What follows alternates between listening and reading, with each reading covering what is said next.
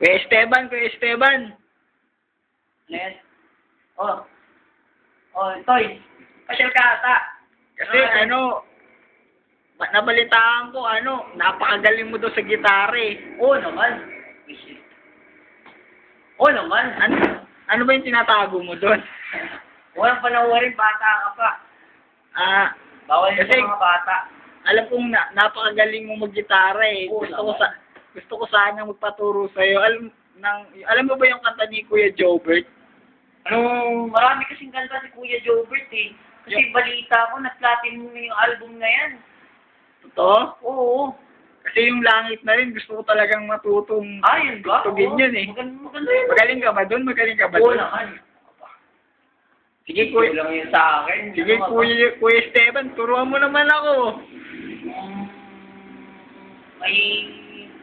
Bili muna ako ng sparkle. Wala akong pera eh. Grabe ka naman. Yung talent ko, ang mahal-mahal, tapos papalibre ko lang sa'yo. Sige, pagkatapos na ng pagkanta, bilang mo na lang ako, ha? Ayoko nga. Ayoko nga. Papaturo lang ako sa'yo kasi alam ko mayaman ka na. Hello. Sige na. Pagkatapos kong uminom, pagkatapos kong mag-gitara, kailangan uminom. Ay, wala ka man lang pakunswelo di bobo dyan. Wala. Bahala ka. Pagbagyan mo na lang kasi. Yung gitara mo. Pero ikaw pa may gitara dyan eh. Ako pa naman.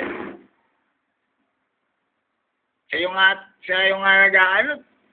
Papaturo nga sa'yo eh. Bahala na ulit. Langit na rin. Langit na rin yun. Langit na rin. Di mo yata alam eh. Yan, ha? Alam ko yun. Ano ka ba? Inulungan ko kaya si Kuya Jobert pag-compose na kanta na yan. Talaga? Oo. Sige nga, sige nga. Gaganon niya kami. Ito, ganito lang yan, ha? Yung chord yan. Anong chord yan?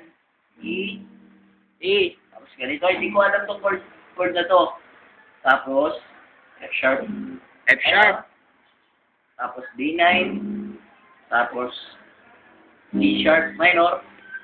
Tapos... Wag na nga lang, ang bobo mo.